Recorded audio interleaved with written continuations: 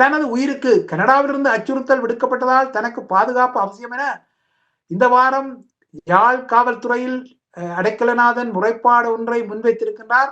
ஆனால் இந்த முறைப்பாட்டின் பின்னணியில் உள்ள நதிமூலம் ரிஷிமூலம் குறித்தும் அதன் சிக்கலில் என்ன தனக்கு பங்கு இருக்கின்றது என்பது குறித்தும் அவர் இதுவரை எந்த விடயத்தையும் வெளிப்படுத்தவில்லை.